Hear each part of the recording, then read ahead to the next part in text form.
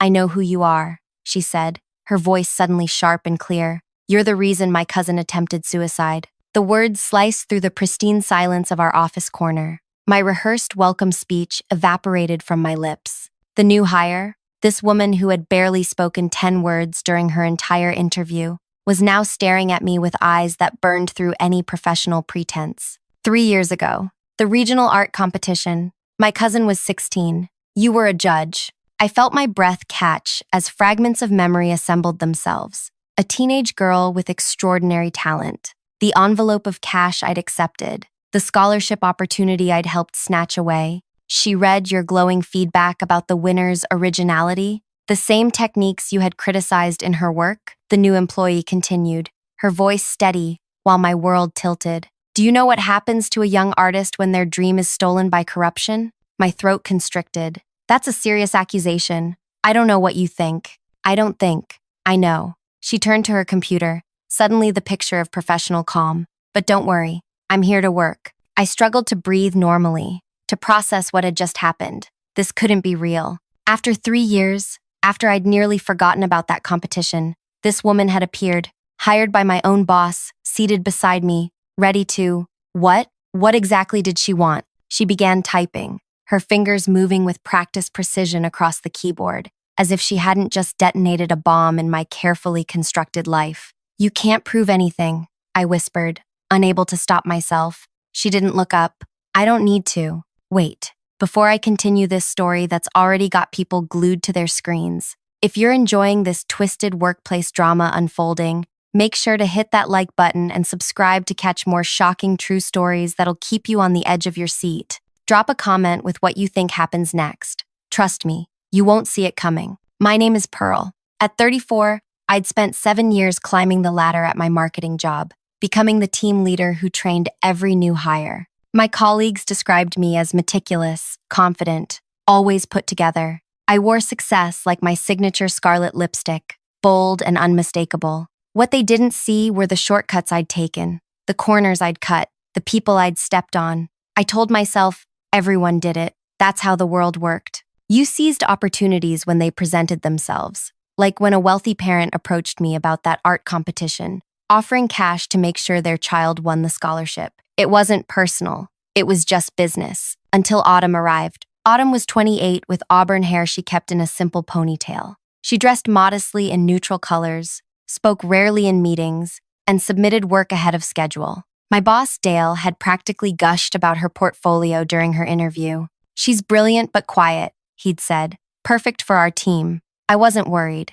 New hires came and went. Training them only secured my position further. Until those first words she spoke to me alone revealed she was not just another employee. She was a ticking bomb placed directly beside me. The first week was agony. I expected her to expose me to Dale, to send emails revealing my past. I prepared excuses, explanations, denials, but she did nothing except excel at every task. She arrived early, stayed late, learned systems quickly. Clients adored her restrained brilliance. By the second week, I started giving her impossible tasks, a complete rebranding concept due in hours instead of days, client presentations with deliberately missing information, projects that had caused previous employees to crack. Autumn completed everything flawlessly. How are you finding your new team member? Dale asked me at the end of the month, eyes bright with satisfaction at his hiring choice. I forced my lips into a smile. She's adjusting well.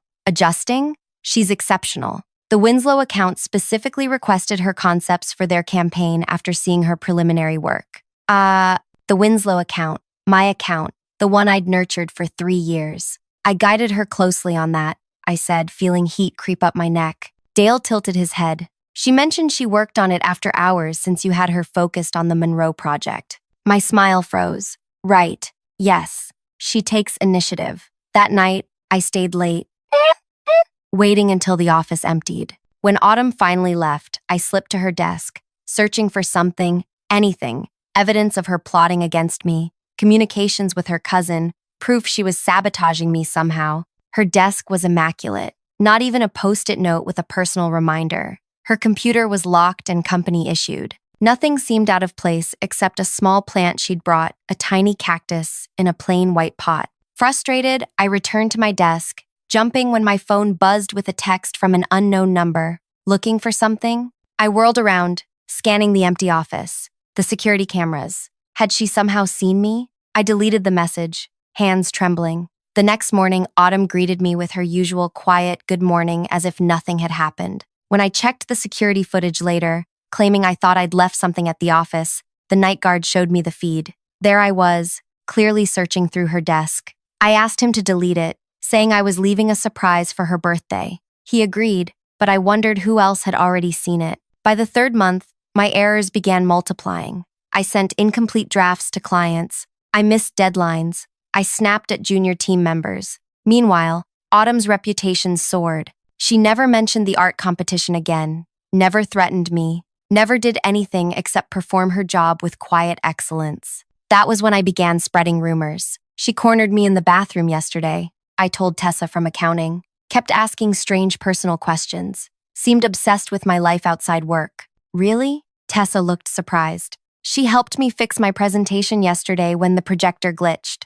Seemed so shy. That's her technique, I whispered, two-faced. She has an agenda, I'm telling you. I tried variations with different colleagues. Autumn was difficult to work with. Autumn took credit for others' ideas. Autumn made uncomfortable comments, but like a boomerang, each rumor returned to strike me. Actually, she helped me solve that client issue. She gave me full credit in the meeting. She stayed late to finish when you left early. My credibility cracked while hers strengthened. I began having nightmares about the art competition, about the teenage girl whose paintings had shown such raw talent. In my dreams, the girl's face morphed into Autumn's, watching me with knowing eyes as I drowned in paint.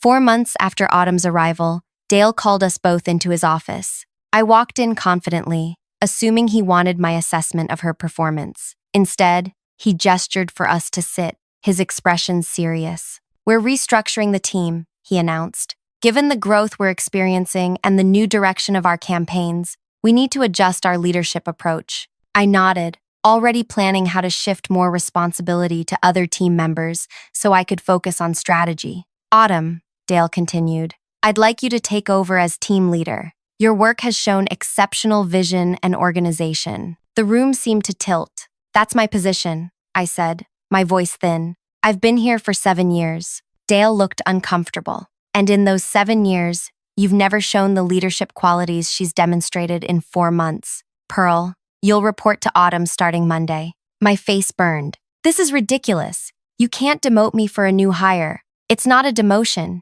Your title remains, but the reporting structure changes. Your recent performance issues are concerning, Pearl. Maybe with some guidance. Performance issues I'm having because of her." I pointed at Autumn, who sat quietly, hands folded in her lap. "She's only here for revenge. Ask her about her cousin and the art competition. She admitted it to me her first day." Dale's brow furrowed.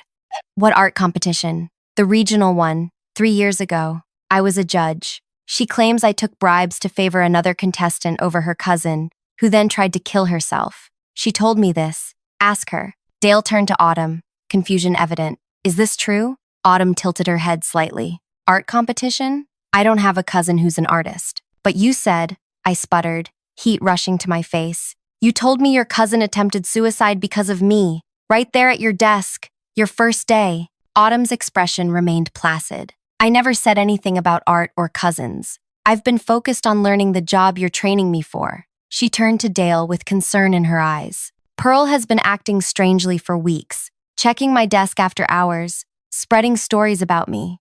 Dale's eyes widened. "Is that true, Pearl?" "No, she's lying. My voice cracked as I realized how I sounded. The security footage, the failed rumors, my deteriorating work. I was concerned about some missing files, but the security team mentioned you reviewed footage from after hours," Dale said quietly. "Something about leaving a birthday surprise?" My mouth went dry. "She's manipulating everyone. She's doing this on purpose."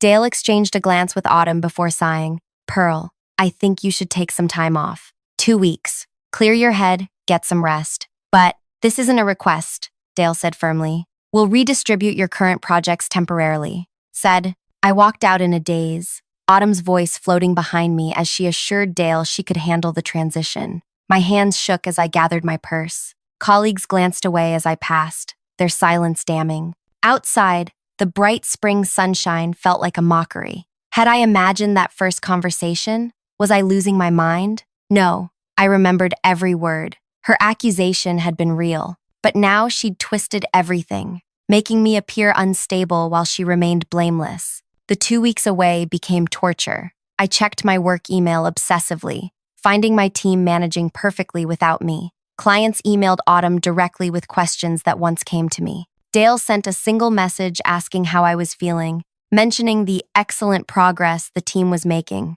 I drove past the office twice, watching employees laugh together in the parking lot.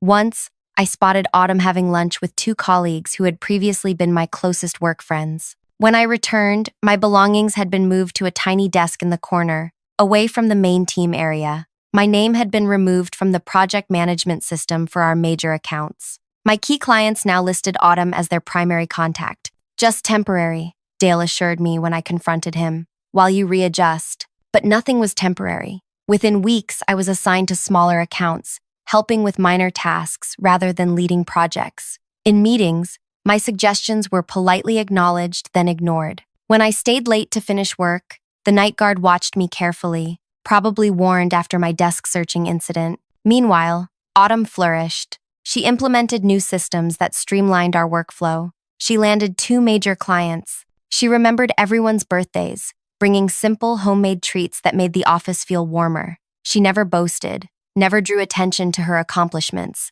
which somehow made them more impressive. 6 weeks after my return, Dale called me in again. "I'm sorry, Pearl, but we're eliminating your position due to redundancy." The words hit like physical blows. Redundancy? You're firing me? We're restructuring. Your severance package will be generous. 3 months' salary, plus benefits through the end of the year. After 7 years, you're replacing me with her. Dale's expression hardened. This isn't about Autumn. Your performance has been declining for months. The issues predated her arrival. That wasn't true. I'd been a star performer until she came, until she started her subtle sabotage, her psychological warfare. Is she behind this? I demanded. Did she push for this? Actually, she advocated keeping you, said you had valuable institutional knowledge. Dale slid a folder across his desk. Your separation agreement. Take time to review it. I left the building in a fog, clutching the folder with white knuckles. 7 years erased. My career derailed. All because of a grudge about a teenage art competition that no one would believe existed. As I reached my car, a light tap on my shoulder made me jump. Autumn stood there, holding a sealed envelope. "What do you want?" I snapped, backing away. "Haven't you done enough? This belongs to you," she said, extending the envelope. I snatched it, expecting termination paperwork, but inside was a yellowed newspaper clipping. The headline read, "Regional Art Competition Winner Disqualified for Plagiarism." The article, dated 2 years after the competition, detailed how the winning entry had been proven to contain elements directly copied from established artists. Attached was a handwritten note. "My cousin starts art school next fall. Thanks for the severance package that paid her tuition. The money you took as bribes came back to her tenfold." I looked up, mouth open, but Autumn was already walking away. "Wait," I called. "You said you didn't have a cousin. You denied everything." She paused, turning slightly. "I never claimed anything to Dale. You did that yourself. You're destroying my life over a contest? It was just business, and this is just consequences." She tilted her head. "You'll notice I never exposed you publicly, never told anyone what you did. I simply created a situation where you exposed yourself through your own actions.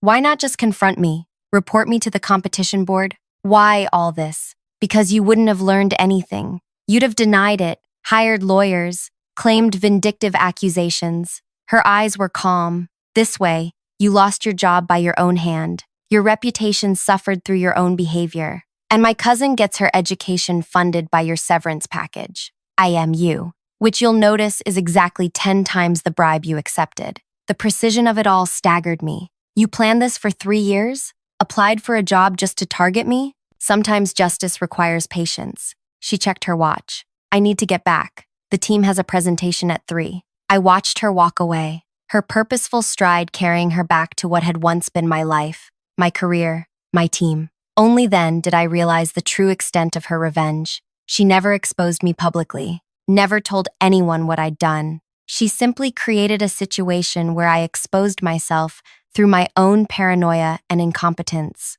The revenge wasn't just taking my job, it was making me destroy myself. That night, I drove to the beach, the envelope on the passenger seat beside me. Waves crashed against the shore as I read the article again. The teenager who'd won with my help had been caught, her reputation damaged. The ripples of my corruption had touched more lives than I'd allowed myself to consider. I thought of calling a lawyer, fighting my termination, exposing Autumn's vendetta, but what would I say? That I was targeted for accepting bribes in a competition years ago? That I had unfairly crushed a young artist's dreams for cash? The truth would only bury me deeper. My phone buzzed with a text from an unknown number. "She's painting again." I stared at the 3 words, understanding their weight. The cousin who had tried to end her life after losing the scholarship had found her way back to art. Despite what I'd done, she'd survived, was creating again. The salt air filled my lungs as I stepped onto the sand, shoes sinking with each step. The vastness of the ocean stretched before me,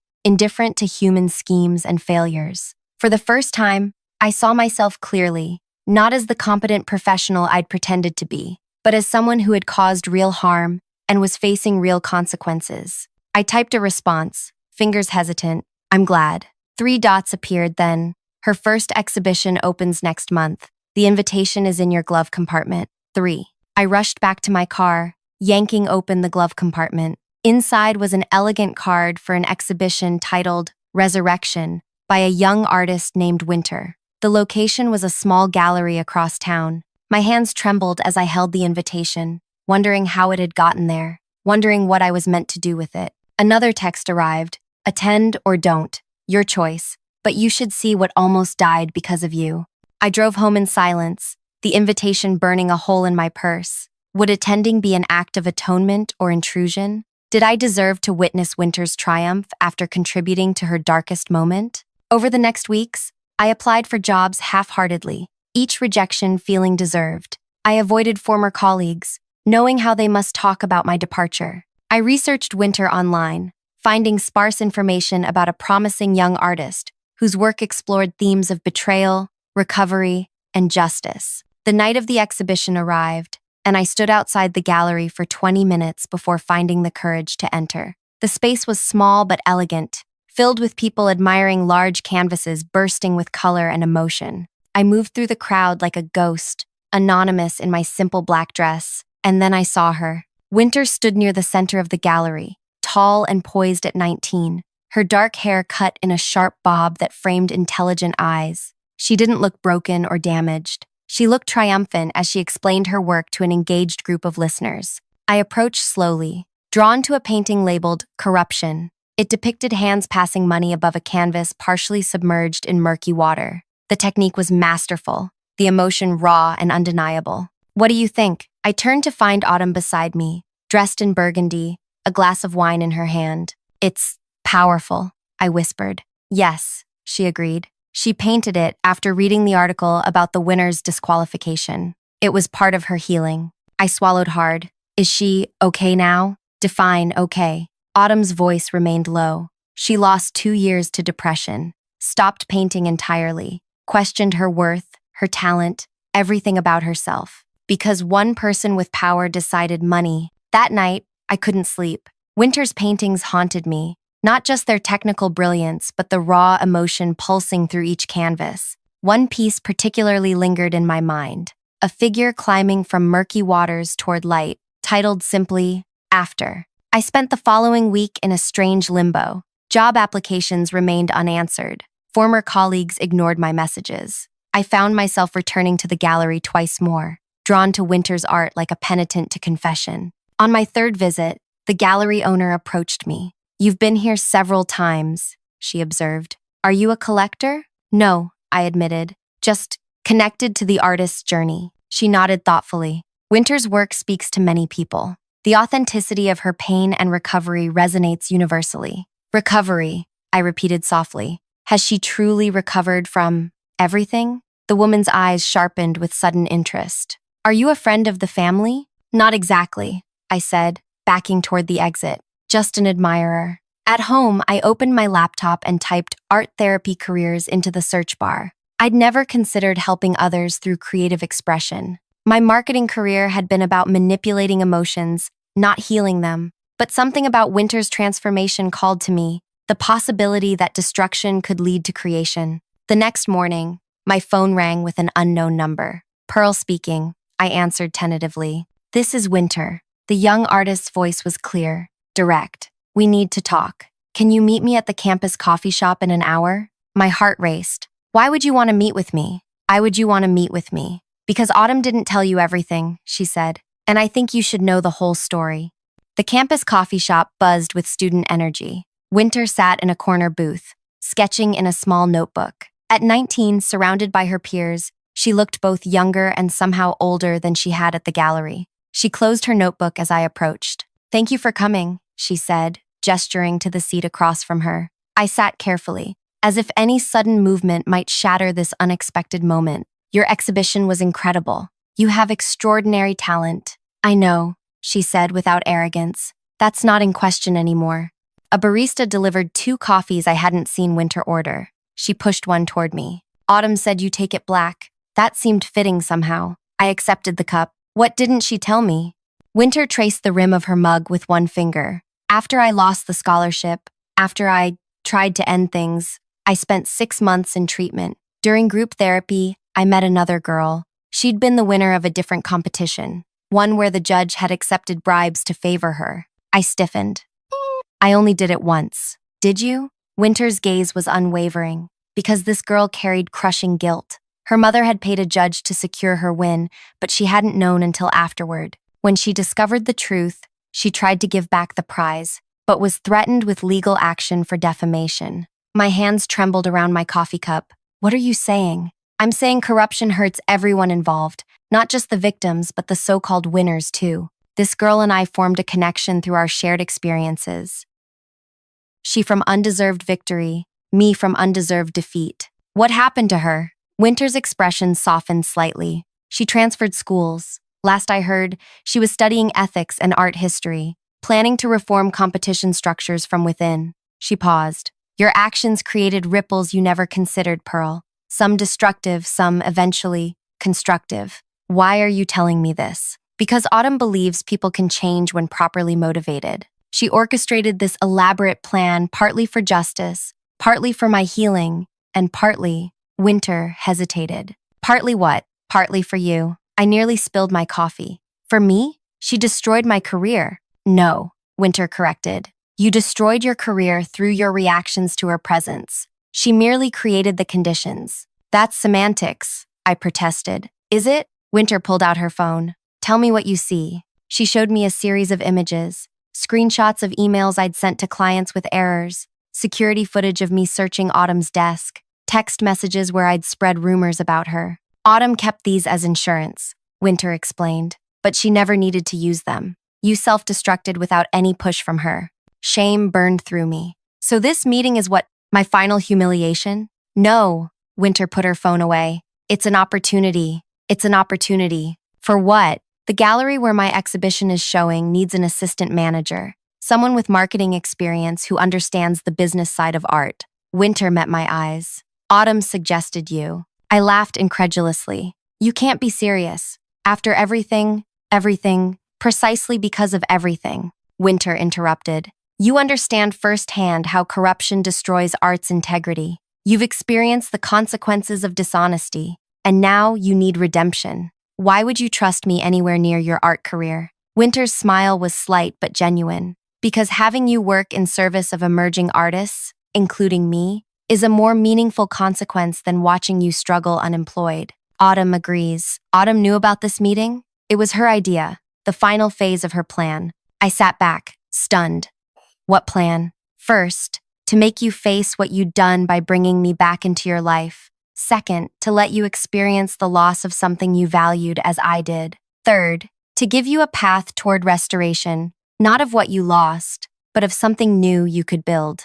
The calculated precision of it all left me breathless. She orchestrated every moment. My professional collapse, your artistic resurrection, and now this job offer? Not every moment, Winter corrected. Your choices remained your own throughout. You could have responded differently at each step. And if I had, different consequences would have unfolded. Winter checked her watch. The gallery owner expects your call by 5 if you're interested. The pay is less than your corporate salary, but the work has integrity. She stood, gathering her belongings. I remained seated, processing everything. Why would Autumn go to such lengths? I finally asked. Most people would have simply reported me to the competition board, sued me, or exposed me publicly. Winter paused. Because traditional punishment rarely creates change. Autumn believes in transformative justice, consequences that force growth rather than mere suffering. She shouldered her bag. Also, I asked her not to destroy you completely.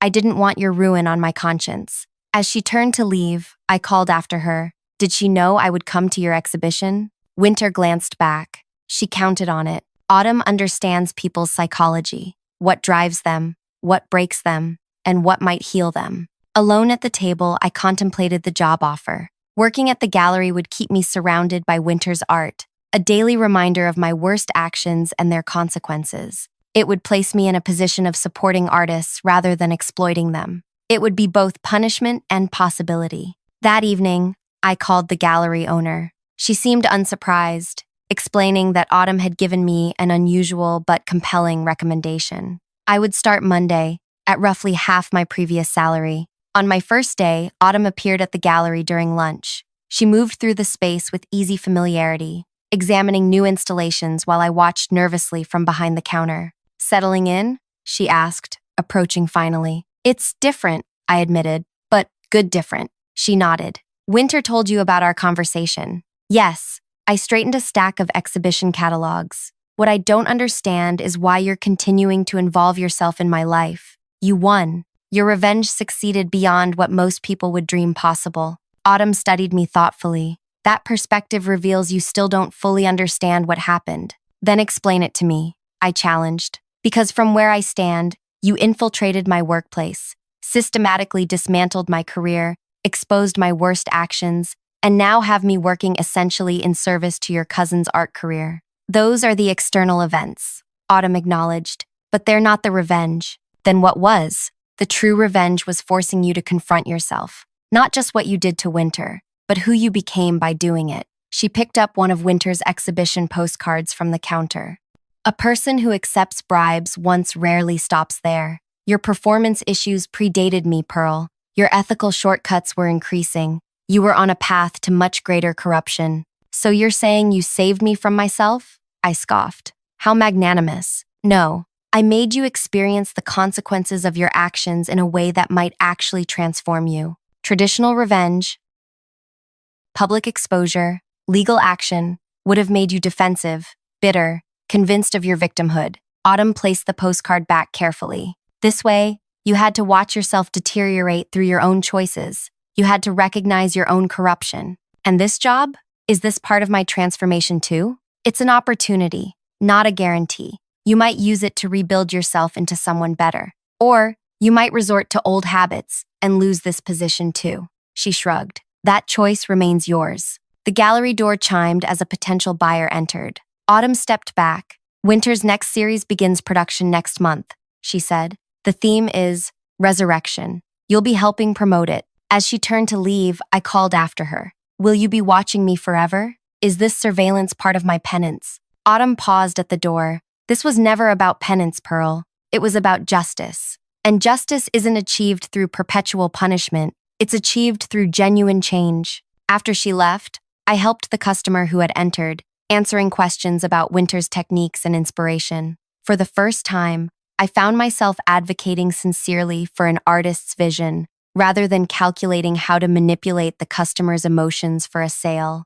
That night, I received a final text from Autumn. The revenge is complete. What happens next is no longer about Winter or me. It's about who you choose to become. 3 months later, Winter's Resurrection series opened to critical acclaim. Standing in the gallery I now helped manage, I watched her speak confidently to critics and collectors about her journey from despair to creative rebirth. Several pieces sold within the first hour, including one to the former competition winner who had unwittingly benefited from my corruption. After the opening, Winter approached me with an unexpected request. I want to paint you, she said, for my next series. Me? I was stunned. Why would you want me as a subject? Because transformation is my next theme. she explained, and yours has been instructive. I'm not transformed, I admitted. I'm still struggling with who I was, who I am now. Exactly, Winter nodded. That's what makes you the perfect subject. The struggle itself is where the art lives.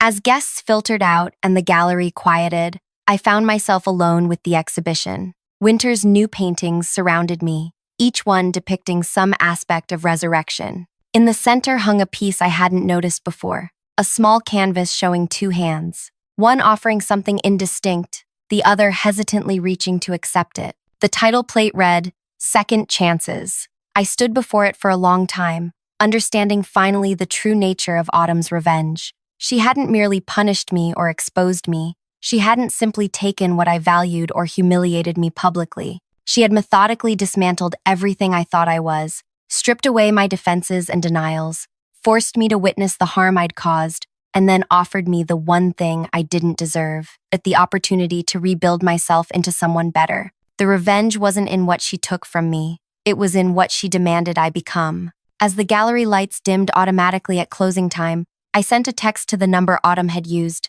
I understand now. The response came quickly. Then it worked. If you've been moved by Pearl's journey from corruption to consequence to potential redemption, take a moment to reflect on your own choices. Like, comment, and subscribe if you believe in second chances, or if you're fascinated by justice that transforms rather than merely punishes. Share your thoughts. Would you have given Pearl the opportunity Winter and Autumn offered? Sometimes the most powerful stories aren't about revenge at all, but about what happens after the vengeance is complete.